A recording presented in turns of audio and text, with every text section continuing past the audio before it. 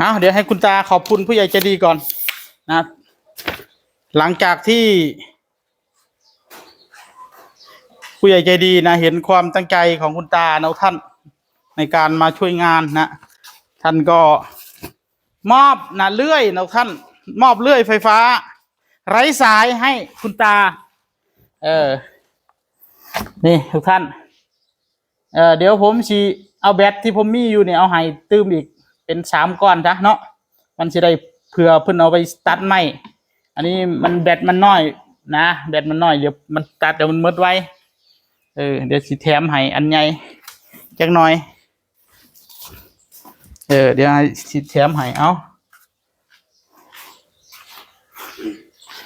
อันนี้จานน้ำกั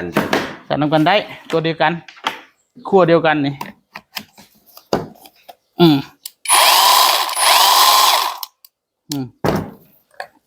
ตัวนี้มันบริษัทเอาไว้บ่นี่ฮะโอ้หลานเอาไปนี่หลานเอาไปตัดไม้แบตก็เลยหมด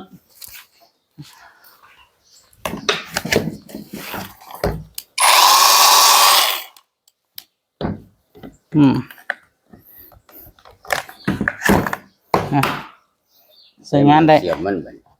ฮะนี่มองเสียบอยู่เลยลูกกลางนี่ดิมองเสียบมันนะเสียบนี่วะเจ้าก็ลองไปอันนี้เบิ้งบันแล้วนะลองไปหมุนมันออกแล้วก็เอาเข่าเบิ้งเฮ็ดเป็นอยู่บ่กันเอาเข่าบ่เป็นลิงงั้นเขาเลยไปหาข่อยมันได้อยู่หลังง่ายๆแต่เวลาเขาตัดไม้บ่เข่ามีอยู่อย่างเดียวสลับแม่งอันนี้หมุนสลับเอาแบตมันไปเสียบชาร์จไว้ก่อนก็ได้แต่เดี๋ยวจีแถมอันนี้ให้อีกก้อนนึงพี่น้องเอ้ยเอาอันใหญ่แถมให้เพิ่นสิได้เอาไปใช้เพราะอยู่บ้านผมมันมีหลายแล้วนะมีหลายก้อนแล้วแถมให้เพิ่นเอาไปใช้งาน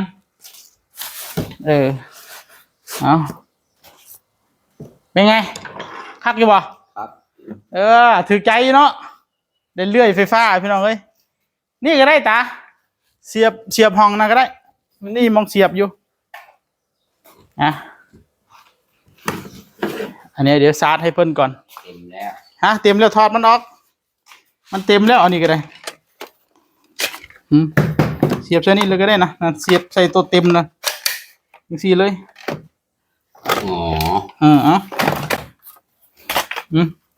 ยัดใส่นี่เลย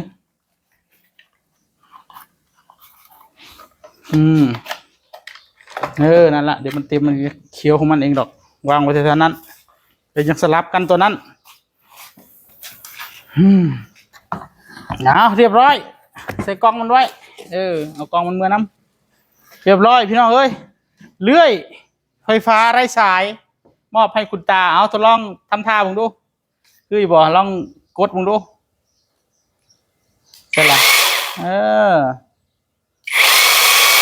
พักอยู่เนาะพอได้ตัดฟืนตัดไม้ตัดยังอยู่เฮ็ดแล้วบ่นี่สิเฮ็ดยังกันเลยเปิดข้างไว้มีได้อยู่บ่เปิดอยู่ไหนบ่ได้ได้มันเป็นเซฟตี้ถ้าเกิดมันสิบ่มีข้างดอกอยู่ใส่ก็ได้นะเลื่อยยนต์ก็คือกันเขาบ่ได้เฮ็ดข้างไหนมันเลื่อยอยู่ใส่มันสิไปเปิดข้างเอาไว้ได้มันย้ำ50ตัดเฮายังกดเลยกดบีไว้อันนี้อยู่ในนี่เด้ออันนี้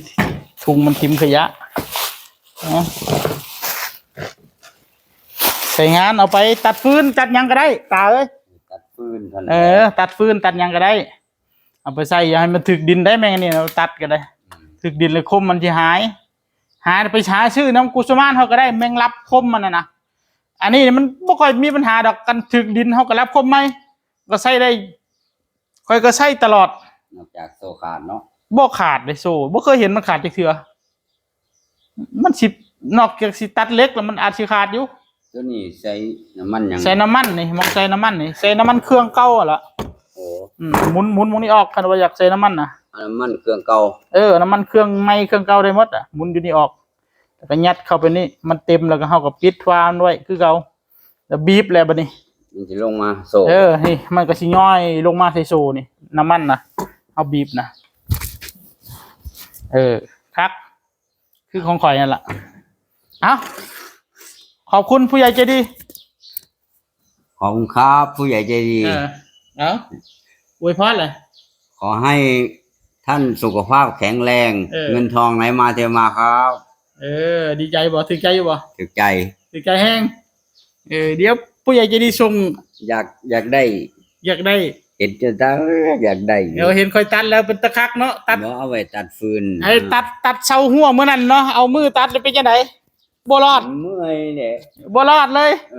แม่นแท้เลื่อยนี่ถ้าบ่เปิดแก้วนี่ว้ายหนีบแล้วหนีบอีกหมุนพลิกไปพลิกมาอยู่หั่น คันได้แบบนี้นี่จบเลยเนาะ ตัดฟืนตัดหยังท่อนใหญ่ๆเฮาแขนเฮาขาได้หมด ตัดฟืนก็บ่เมื่อย นั่นดิต้นไม้นี่ค่อยนำนะได้หมดแต่ว่าเฮาต้องใส่ไปจังน้อยได้มันสิบ่ฮู้ใจมันตอนแรกนะใส่ไปจังน้อยพุ่นเลยจังฮู้จังหวะฮู้หยังมันบ่แม่นเจ้าใส่เทื่อเดียวเจ้าว่ามันก็เป็นแนวนี้วะมันต้องใส่ดนๆเด้คันใส่ดนๆเจ้าสิฮู้จังหวะมันฮู้มันสิเป็นแนวใดแต่ว่ากำลังมันได้สู้อันเครื่องบ่ได้ดอก แต่ว่าเฮาก็ฮู้จังหวะมันเอามันก็บ่แห้งปานเครื่องแหล้ว สู้เครื่องบ่ได้แต่อันนี้มันบ่ต้องเติมน้ำมัน แต่ว่ามันบ่ได้สิ้นเปลือง มันบ่ได้เติมน้ำมันชาร์จแต่แบตเอาแบตหมดก็ชาร์จไหมเดี๋ยวเขาสิแถมแบตไปให้เพื่อไว้ตัดไม้ตัดฟืนโอเคขอบคุณผู้ใหญ่ใจดีมากๆนะครับผมที่เมตตาคุณตานะขอให้ท่านมีแต่ความสุขความเจริญครับผมคิดหวังสิ่งใดก็ขอให้สมปรารถนาครับผมขอบพระคุณครับถึกใจแห้งพี่น้องเอ้ย เอาแบตมันทอดออกเอาไว้ชาร์จกลับไปมันจะได้ไม่ต้องชาร์จเต็มแล้วก็ไปใส่เลยแรงนี่ไปโชว์ยายพาดีเลยมันเป็นเตาออกได้อยู่ป่ะตาอันออกทางนั่นแหละมองกดมันก็มีอยู่เห็นป่ะนะงั้นกดอันนี้ก่อนนิ้วโป้งบ่มีอีกโอ้ยนี่กดอยู่พี่คันเจ้าอยากเอาออกง่ายๆเจ้าก็กดพี่แล้วก็ดันนี่จะได้เอาคันเจ้าบ่มีนิ้วโป้งนะเอาลองเบิ่งอันดี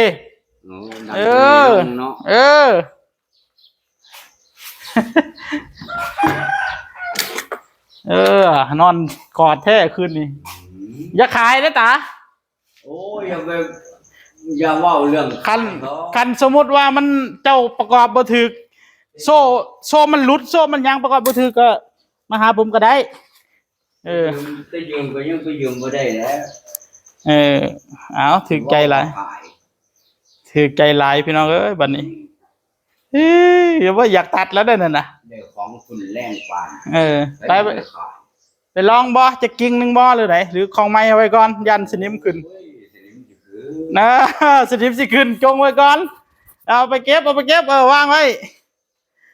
แบตเดี๋ยวยังชาร์จสลับกันกับตัวนั้นมันตอนนั้นเต็มเลยยังชาร์จตัวนี้บัดนี้สีพาลุยงานนะบัดนี้เดี๋ยวให้คุณตาตัดไม่เป๊กเด้อตาเด้อจะหามีดผ้าให้สักก่อนตัดไม่เป๊กเหลาไม่เป๊กสักก่อนเพราะท่านได้มีอย่างพึ่งมาแต่กุศมานว่าหั่นใส่ละเนาะมีดผ้านี่